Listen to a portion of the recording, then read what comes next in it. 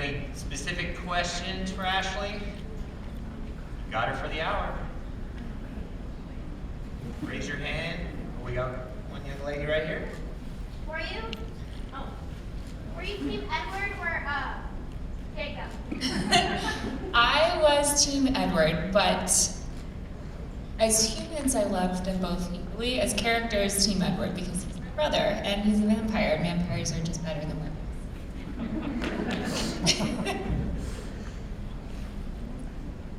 Got any other questions out there? Right here in the front row on the right. Have you ever read the book series? Yes, so I read all of the books. I hadn't read them, and I got the audition, and they didn't give us a lot of information, and so my manager said, oh, there's a book, and so I went out and I got it, and I read it in like a day. And after I read it, I was obsessed with it, and was like, I need to be in this movie, no matter what, and I didn't care who I played, but I just wanted to be a part of it because I loved it so much. And so then I went in and I auditioned for Bella first, and didn't get that part, and then Stephanie said, she looks like Alice, and so they brought me back in for Alice. And they made me audition 5 times, and then I finally got the role.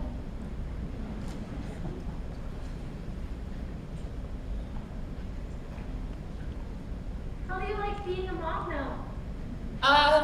It's amazing. It's exhausting at the same time, but it's really, it's incredible. It changes your entire life in like an instant. But she's so good, and we're so lucky, and I'm very, very lucky. I have, like, my mom is with me here, and his mom is staying with us, and so we have a lot of people that are like all hands on deck. But it's awesome. So, of all of the films, which was your favorite that you filmed and why? I always have a hard time answering this question because I loved Twilight, the original, because I think it was just, for us, the entrance into this kind of crazy, wonderful experience that we would get to live for the next 5 years, and it's where we really developed our relationships and really set the roots of what the characters would be.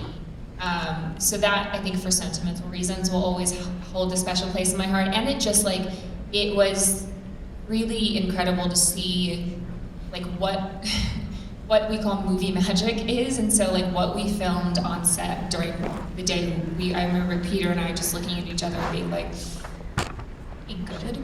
And then we saw the scene. It was the baseball scene. Was the first scene that we did, and then you see it on screen, and it's one of the most like iconic, I think, of the entire series. And so I don't know. It's very special to me for a lot of reasons. Flip side, I also really love Breaking Dawn, because I think for Alice that was there were so many pivotal moments, and I did martial arts growing up, and so being able to do this whole fight sequence was also very cool. Hi, my girlfriend wanted me to ask you, was Jacob or Edward's abs real? Jacob's were. Edwards are not. So I think Edwards, no. But it was, honestly, I feel like Taylor was working out every second of every day and eating he had basically, like most people have trainers, and I think he had someone there to make sure that he ate enough so that he gained enough weight to put on the muscle, and worked really hard for it. So to all the ladies out there, yes. I can vouch for that because I have personally worked with Taylor myself. Oh, you did? Yes. Nice. Ridiculous is. Oh, yeah. He's an athlete. Beast. Oh, yeah. Well, you know what's so funny is that when I got the role, he still had, I lived in North Hollywood, and there was a martial arts studio that was like across the street from me, and there's this big poster, and there's this little kid, like a kid, with an 8-pack, and I was like, how is that even possible? But it's him like doing a ninja move, and yeah, he's just like the most incredible athlete. It was like bouncing around, doing his own stunts, like, yeah. Very impressed.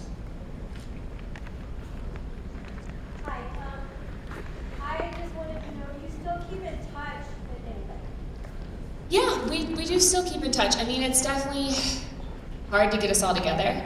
We've been trying, there's like a group text that we have, trying to get everyone together at one time is difficult, but we definitely, again, there was like a very special bond that was created with everyone, and so it's always wonderful to see each other and to kind of check in. And now we're all kind of, a lot of us are having kids, so we also have a group about that. Who did you get along with the most in the While we were filming? So Kellen and I were really, really good friends before we worked together on Twilight. I actually helped get him the role. So Kellen and I think during filming hung out probably the most. But it kind of, it changed, like a lot of the time we were together because we couldn't, after the first movie, we couldn't necessarily go out the same way that we could before, and so it was a lot of like, we'd go to each other's hotel rooms, and you know, a lot of people were musically inclined, and so people would play music, and Peter would cook his dinner, and so we all really hung out a lot. But I think, you know, Kellen and I go way, way, way back. Thank you. Um, And we have had the pleasure of having Peter here, if anyone didn't Oh, hear yeah. that panel. he's a talker.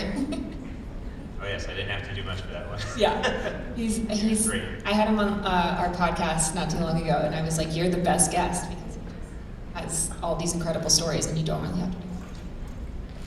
It's part of the fun of the movie magic, creating stories and making your own stories. Yeah. What's your favorite scene that you've done? Favorite scene. So again, favorite scene that you see on screen was the baseball scene, because I think part of it, I think, is the Muse like soundtrack to it. Like, it just turned out really fantastic, and I'm not a baseball player or a pitcher, and so for it to come out as well as it did, I really loved. But the fight sequence in Breaking Dawn was my probably all-time favorite, because I love martial arts. I also got to kick Michael Sheen in the face. It's like, when is that ever going to happen again? And I developed a really nice relationship with him as well. And so that was just a really fun time. We spent 2 weeks filming that scene. So we were in this warehouse that was basically just like an empty warehouse with fake snow and green screens around us for 2 weeks. And so you really got delirious and did really silly things after 2 weeks of being in that room.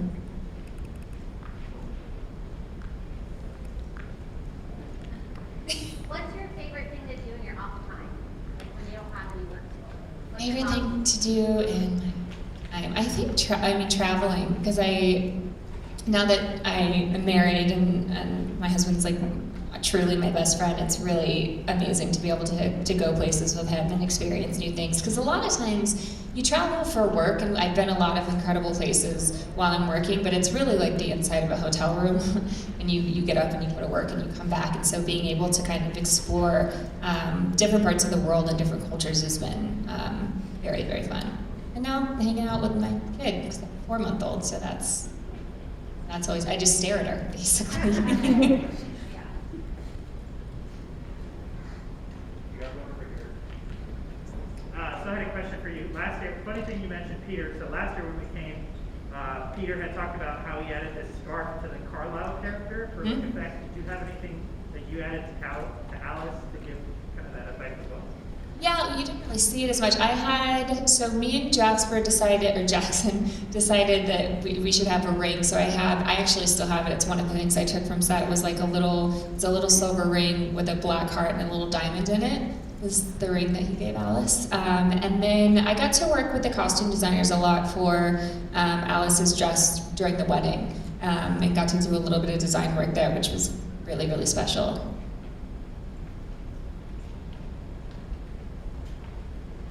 After you got cast to the role of Alice, what did you feel was the most important personality traits that you wanted to translate into the movie from the book? I think empathy was a really big one, and I think there's kind of this like sing-songy, delicate aspect to Alice that I wanted to really come across, and I feel like you kind of read that, or at least that's what I read into in the books. And so finding this kind of balance from having her move like a vampire, but also like a really elegant kind kind of ballerina vampire was something that I worked on a lot. And then having her, I think, have this kind of undercurrent of like a little bit of spice and a little bit of sass to her, because she is so, I think she's like this kind of beaming, positive, light energy. And so to have her have a little bit of sass to her, I thought was important to give people kind of levels to Alice. Non-Twilight related, but if you could go back in history and witness but not change one event, what would it be? If I could go back in history and what? Witness but not change one event. Ooh.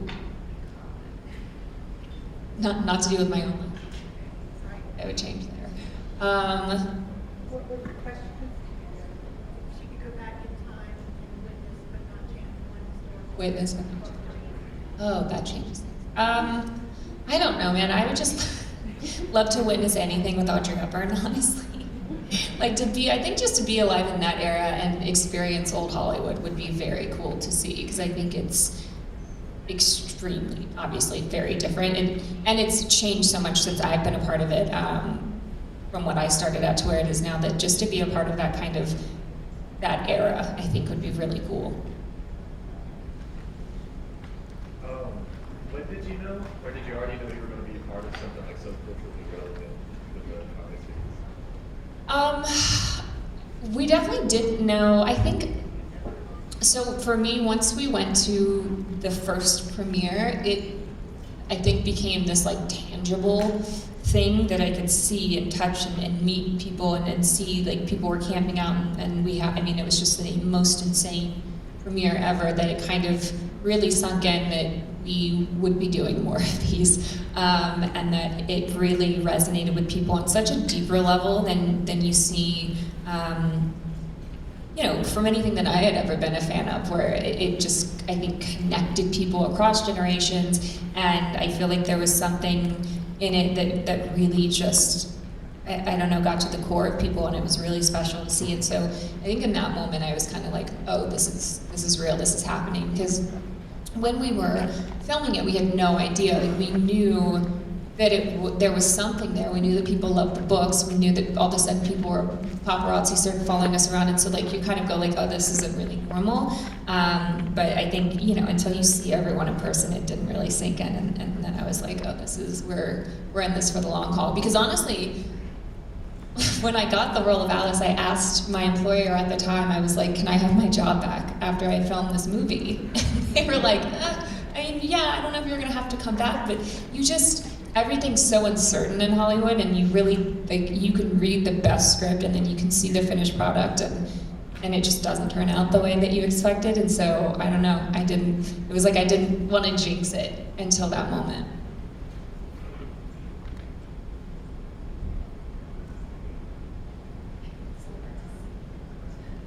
Over here. How long did it take you to film Twilight? Each movie was about 3 months, 3.5 months, and then Breaking Dawn, because it was 2 films, we did it, I think it was like 6 or 7 months. It was a long time. Have you had any, you've probably had a lot of fan experiences. Can you think of some funny or interesting ones that stand out in your mind? I think the one that always stood out to me is that someone asked me to sign their baby. And I was like, I can't sign your baby. I feel like that's just wrong, because we're like signing with Sharpies. So that one always sticks out to me for sure. And then I think I'm always surprised when I see, like, I've had fans come up that have gotten, like, I've signed something and then they've gotten the tattoo of it. Is always special. And I've had people ask me to sign their arm that they're going to get tattooed, which is always just it's a lot of pressure. Like, what if I mess it up? It's permanently on you. But I think the baby for sure stands out. Speaking of babies, would you want your little one to get into acting one day? No, not no, but just not until she's a bit older. Because I do think this is, you know, it's a harsh industry, and I think there's, like, I'm really dead set on my child having a true childhood like I did, and I feel like so many kids don't get that these days, and I grew up like on dirt roads running and playing in the woods, and our neighbors had horses, and it was just a very different experience, and I treasure that, and so I want to give my kid that. That being said, if, you know, she's interested in it, I'm also not going to say, like, you can't be in your school play, or you can't, you know, take an acting class, but I think that her actually being on set, that I'll probably be a little bit protective of. Who took the longest and who took the shortest amount of time for makeup? I took a while. I think we all, honestly, most of us took around 2 hours every day. Kellen got off pretty easy. So Kellen got off pretty easy because he didn't wear a wig. And most of us had a wig. And he also didn't have like a ton of, I don't know, he was like super pale. And so he didn't have to, like, the more tan you were, the more makeup process had to be done to you. So I think he probably was one of the shortest. I was probably one of the longer ones, honestly. Callan did, so his makeup and hair process was quick. Getting the contacts in for him was like, he was not good at it. He's like, I have small squinty eyes, so like to get them in was a process for him. I think if anyone else like stood out for a long period of time, but we were all just in it. It got to the point where, because it was, you know, there were really long days that the makeup artist would just put us in the chair, lean us back, and we would sleep until they finished most of our stuff, and then when it came to the eyes, they would wake us up. It was very nice. I would make a bad vampire. You would take a while. It would take a while. What was your funniest blooper that you had? We actually did a, like, on purpose blooper at the end of when Breaking Dawn. A bunch of people got together and did, like, it's on one of the like special edition extras for Breaking Dawn, but did like a whole like choreographed dance move that the director didn't know about. I think that was probably like the most fun out of them all. A lot of the stuff, the bloopers, I feel like were not caught on camera because it was it wasn't, if it was a comedy, it would be different, but when it's a drama, a lot of, and you're working like 16-hour days, they don't really have patience for you to like mess around. So we were pretty on top of it. Me and Peter did play with the doll at one point, the emaciated Bella doll, and took pictures and got reprimanded, and they took our phones. But, yeah. Who was the funniest on set? Peter's pretty funny. I would probably give it to him. When the boys got together, they were all funny, but I feel like Peter is like, even like he's our dad, but he was the youngest at heart and was always like trying to prank and make jokes, so probably Peter. But honestly, whenever Rob had to do stunts, that was also funny. Because Rob is he's not made for stunts. What type of genre of movie are you looking forward to doing next? Like comedy or drama? I was just talking to my friend about doing a rom-com with him. It's so a lot of what I I don't know why, but a lot of what I gravitated towards before was like psychological thrillers or like that were kind of dark and twisted. And I think, I don't know, part of it is that it's so, like my life is not dark and twisted, and so there's the ability, because it's so different from what I experienced, to really like jump into that. And now that I've had a kid, it's like the furthest of what I want to experience. I was supposed to do something that was a terminally ill cancer patient early this year, and had Kingsley, and was just like, I don't think I can do it. Like, it's because I think that your kid feeds off of your energy, especially when they're this young. And so now I'm kind of looking to transition into like doing a Hallmark film is really nice because everything is happy, and like even when you're upset, it's like you're like smiling upset. And, so I think kind of more in the like comedy genre a little bit would be nice. And I'm still dying to do, even though I hear it's really brutal and the costumes are very uncomfortable, like a period piece. Marie Antoinette is like one of my favorites, that I would love to do something like that.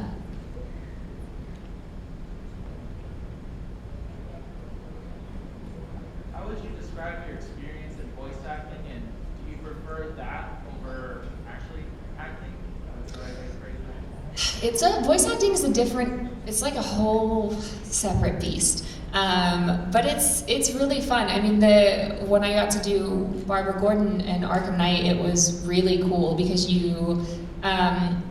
it's just a different process of putting it together. And so, like, I started doing the voice before there was actually a character made. And then I got to, like, every time I came in, got to see kind of this evolution of what, the Oracle is going to look like.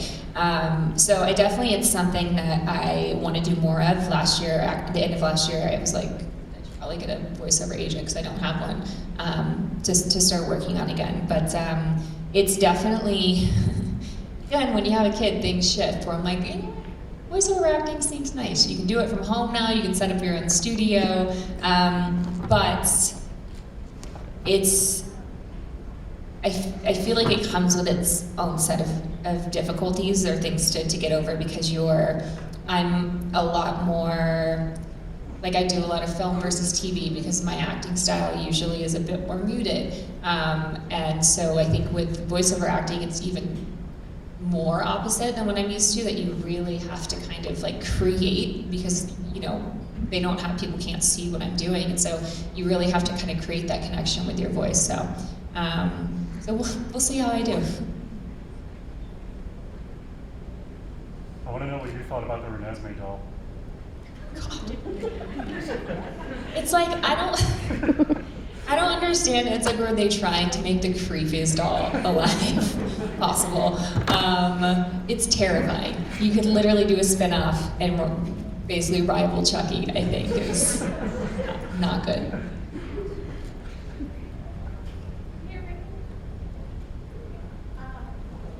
What were your feelings when you were offered the role for Barbara Gordon and Rebecca? When I was offered the role, I was surprised, honestly. I was like, are you kidding me? And really, really honored, and a little bit nervous, because it's definitely something that comes with a really heavy fan base, an intense fan base. And so I think, it was a great opportunity, but also I felt a bit of pressure to live up to something. And you also, it's hard not to look at other versions or characters and compare, and I don't know. So yeah, I was definitely nervous but super excited, and was like, obviously I'm gonna say yes. Like, there's the roles that come up that you're like, can I do this? But I think you always have to kind of push through and believe in yourself and understand that you wouldn't be offered the role by the person or by the universe if it wasn't something that you could do. So yeah, after I got over the initial shock and the initial fear, it was really exciting.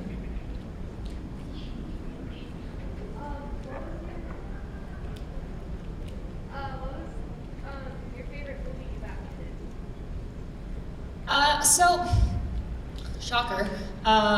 Twilight is always going to hold a really special place in my heart. I think Alice is a character now that I look back and I just rewatched all the films, and was like, wow, I really miss playing her, and it was such a special time in my life, and I think she had such an impact, a positive impact on so many people, and that's, when you create art and you put yourself out there, that's the main goal, is to be able to reach people and for people to connect with what you've done. And I think seeing that happen on such a mass scale was something that's so special, and something that I'll probably never experience again, because this is like a unicorn film. So that's certainly something that was really special. I think being able to play Alan Rickman's daughter at CBGB was also just incredible, to be able to work with someone like him, and be able to portray someone, so I played a character that was real and that was still alive, and so that was kind of a challenge of its own, but I think those were super special. And then I did a stint on Pan Am, and that was a little bit of a different time era, and the costumes were incredible, and the cast was incredible. I was with Margot Robbie and Christina Ricci, which was just, I grew up watching Christina, and so that for me was really cool. How did you first find out about the Twilight series? I found out from my acting agent and my manager. So I hadn't actually read the book. So when the audition came through, they basically were like, don't mess it up. This is kind of a big deal. And so when I went to, like, the audition came through, and usually they'll send you something, and it's like, you're a 17-year-old girl, and you're from Brooklyn, and this was your past, and this is kind of the purpose of your character, and you have kind of a basis to start really building out the character in the background. And with Twilight, it was so under wraps that it was girl 17. That was literally it. And I was just like, what am I supposed to do with that? And there was no script. And so you just had the sides. And so I went back to them and the guys, I'm really nervous about this. What am I supposed to do with this? And they said, oh, there's actually a book. It's like, great. It's great to know. And so pushed out the audition for a few days and then got the book and read it. And then that's when I was like, oh yeah, this is, I connected on it the same way that everyone else did. And so worked really, really hard and thankfully look like what Stephanie Meyer had in her head when she wrote Alice. So.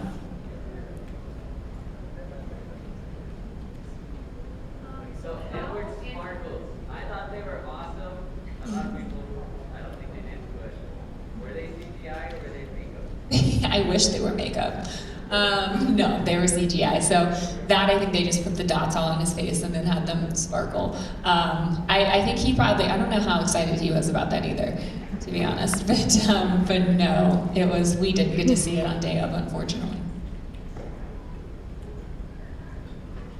So at what age and how are you going to explain to your child like what Twilight is or introduce it? I'm just curious.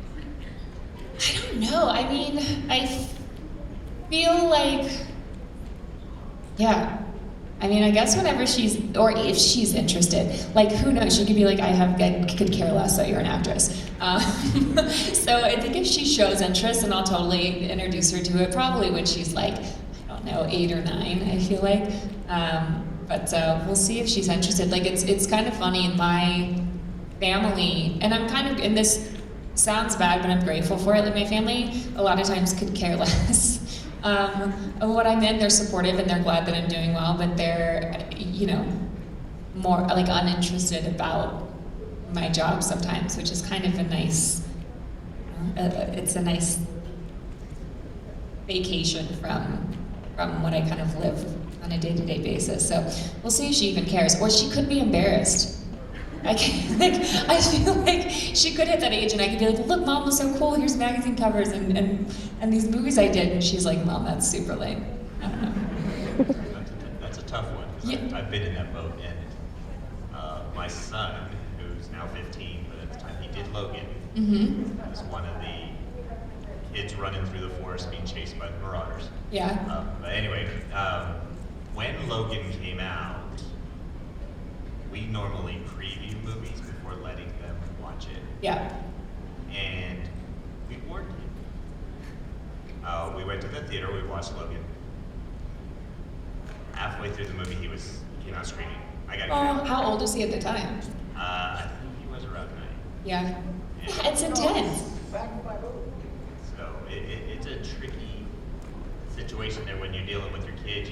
They think it's cool because, oh, I'm on TV or I'm on film. But a movie such as Logan, I always wonder how people do, like, how parents, when their kid is a part of like a raunchy like sitcom, they're like, can I watch it? And you're like, ooh, do you just ask the director to like send you the time codes of when your kid is on screen? Right.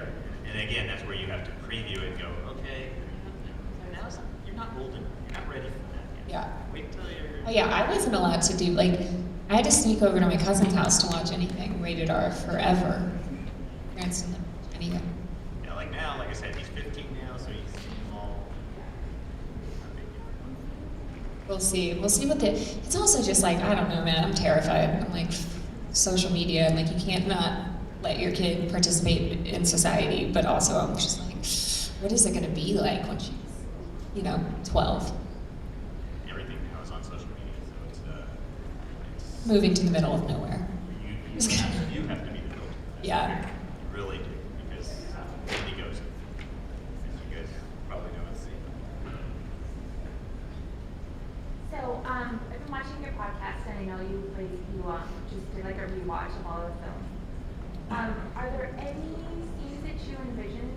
out differently and they came out kind of cringy that you weren't excited about? From the podcast? No, from the film. Oh, from the films. Yes. Thanks for watching the podcast. Of course. You know what? When I initially, when we had to watch them for the premieres, like everything I did, I was like, oh God. And now rewatching them, I was like, oh my God, Alice is adorable. And could watch it with a really different perspective. But when you're, like, I very much dislike watching myself on screen, unless I'm so far removed, and then I can appreciate it, because it is such a strange thing seeing yourself and your mannerisms and hearing your voice, and like, and you're just like, oh, that was the choice that I made.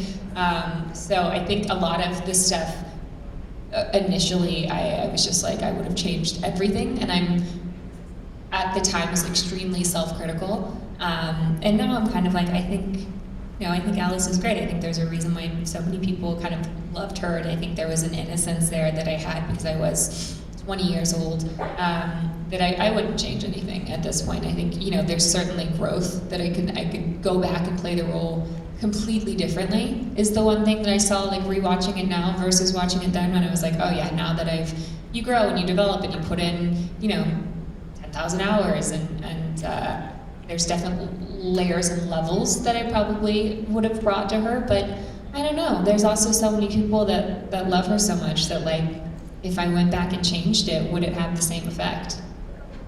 I have a follow-up question, if you don't mind. Yeah. I know that there were different directors for most of the film. Mm-hmm. And so all of the characters' looks kind of vary throughout each movie. Yeah. Which was your favorite version of Alice? The look.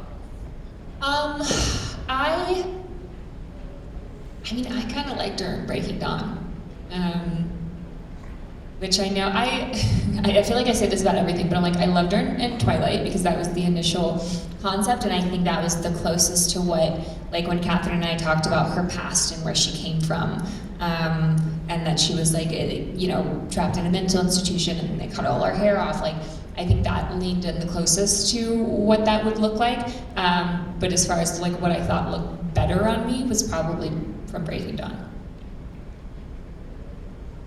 Who was your favorite character in the book? Favorite characters in the books, I was, I think, fascinated by Edward, for sure. I think there's something about the books where to be a normal teenage girl and to capture the attention of this kind of brooding, mysterious, slightly dangerous vampire that has been pining away and hasn't been able to find love, and to be that person that becomes their world, I think is, it's really easy to kind of fall into that and go like, I want to be that person, and I could picture myself as being his Bella. So I think when I first read them, I certainly read it kind of similarly to how a lot of people read it, and was very intrigued by Edward and what he was thinking and why he loved Bella. And then, I've always loved Alice. Obviously, I think she's the fun one to be able to read. But yeah, initially Edward. Thank you. How do you feel about Alice's character being considered a bisexual icon? I love it. When I heard that, I was like, this is amazing. And I didn't get that initially, and this is something that kind of I feel like is a bit newer, which just goes to show kind of, I think, the interpretation and how it can change over generations and over the course of time. But I was absolutely honored. And I didn't think about it at the time, but then when someone told me that, they were like, your Alice is a bicon. And I went back and kind of looked at it and could completely understand and see the influence that she had there.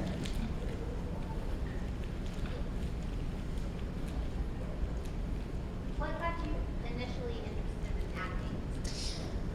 I was just painfully shy, and my mom was like, you should take modeling and acting classes and see if it will pull you out of your shell. And so I started with modeling and ended up taking a commercial class through modeling because I'm not they're that tall. I mean, average. And so we thought, if I'm going to go into it, it's going to be more like commercial, Maybelline, CoverGirl, stuff like that. And took the commercial class and was like, oh, I don't want to model. I want to do this. And the same teacher had an acting intensive, and so his name was George. And I took his class and just ended up falling in love with it. And I think for a lot of people who are in this industry, it seems like an oxymoron to be shy or to be introverted, but it's a really great tool and a really great avenue for people to be able to feel safe and free to kind of express yourselves and to be able to experience life through other characters. And so that was certainly the case for me. And so I just kind of latched on and was like, oh, this is my poor mom. I was like, you wanted me to come out of my shell, and now I want to move to California. See you later. And then worked for the next couple of years to set everything up to make sure that they would let me go to California. And then never looked back.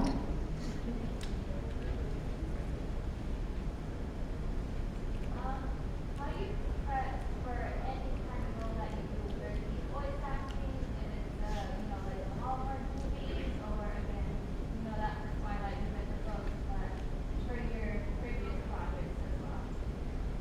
Yeah, I love the preparation process. Like, I'm the nerd who like goes out and gets like the binders and the markers and the dividers, and you really get to, I feel like it's a bit like detective work, and you really get to take, the author's writing and pick apart what each sentence could possibly mean, and what their influence would be, and kind of, I don't know, it's a very kind of vast space to be able to create in, and so for me it's super fun. And usually I take a couple of weeks beforehand. Honestly, the pandemic was, no bad saying the best for me for prep work, because we would have to go and I'd have to have 2 weeks with no contact with anyone, and it gave me all of these hours to just sit and be able to kind of delve into the history of these characters and these people. And now I kind of have, I think there's like an instinctual, like instant go-to of like, all right, like you go through like mom, dad, relationships, education, socioeconomical, anything, I don't know, from that to what, like if they have like animals, if they, I don't know, there's just like so much that you can do. So there's like basic ones that I kind of go through and then expand from there, and then go to the director and say like, here's, in a nutshell, my idea, what do you think? And then we kind of go back and forth. And then part of it comes from being on set. Like, I think you do a lot of prep work so that you can get to set and then really feel free to be able to work with your fellow actors and kind of explore things even deeper. But there's never a point, I feel like, at which you can be done kind of trying to like delve into who these people are and where they came from, and create true lives and identities for them. So, I know that in 2020, Stephanie finally released Midnight Sun, and that's kind of when I felt like, because I've been obsessed since 2008, but I felt like that was when there was like a resurgence of like the whole Twilight fans and that sort of thing.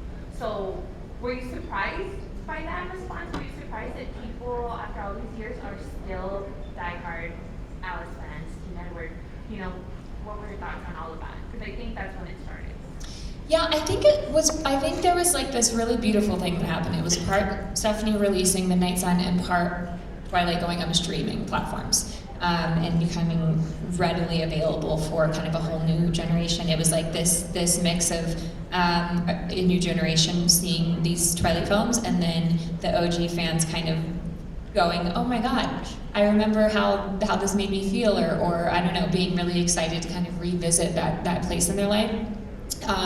So I think those two things coming together really did create this resurgence, and it was surprising to me, and it was a really wonderful surprise. My mom was like, "Oh, Twilight's like the gift that keeps giving." And I was like, "Yeah, it really is. It's truly. I mean, we, of course, people can say we're biased, but like we truly think we have the best fans in the world, and the amount of kind of love and support that we've seen throughout the past like 15 years is just something that it never happens. I mean, it's crazy. And so, yeah, for me, I'm always blown away and always super grateful that we still have this kind of connection. And again, like seeing different generations and people from different perspectives being able to still come together and connect on this one singular thing is really special.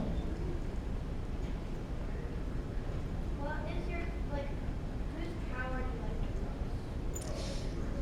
the most? So obviously I think Alice's is pretty cool.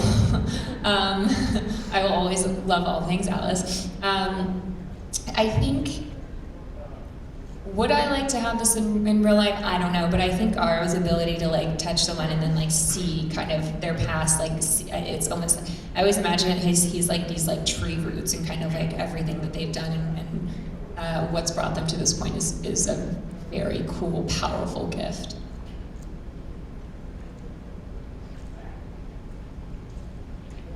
So did you watch the 2010 parody movie Vampire Suck? And what did you think about the character's portrayal as Iris? I didn't watch that. And now this is now on my agenda. But I didn't, I didn't, what did you think? She's the funniest one. Really? With yeah, her last name is Solon, so it's Iris Solon. And, you know, it's funny because like you watch the movie and that first scene where like Bella's and then like Edward smells her and like this movie like Edward's like covered in his nose. He's like she stinks. Like I hate her. I have to watch this now. I've seen, what's the comedy vampire show that's on FX? What we do in the shower. Yeah, that I watched and I think it's phenomenal. But I'll have to watch Vampire Suck. I didn't watch it. I remember hearing about it, but I just think that was like a part of my, when everything was like a whirlwind, and so I didn't. More question right here. The Lamborghini scene, did you actually get to drive the Lamborghini or was it on like a trailer? Porsche. Porsche, yes, that one. 9/11. I did. I actually had someone come out and train me and teach me how to like drift and do all the cool stuff while I was in Italy, and it was pretty epic. I think when I actually like forgot about that until you just said it. One of the cooler things that I've had to do for my job, and so yeah, I actually did most of the stunt work on it, and I almost crashed into a wall because they wanted us to be, it's always the case where they're like, I need you to get as like close to the wall as possible, but just don't hit it. So I got really close on that one, but no, that was super fun. And fun fact, they only had stuntmen in Italy that could double me, so any double of Alice in New Moon was a man.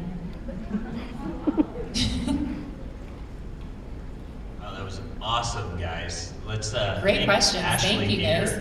If you want photo opportunities with her, she's got lots of great photos. You know, maybe get an autograph to go with that. Great souvenir to take home.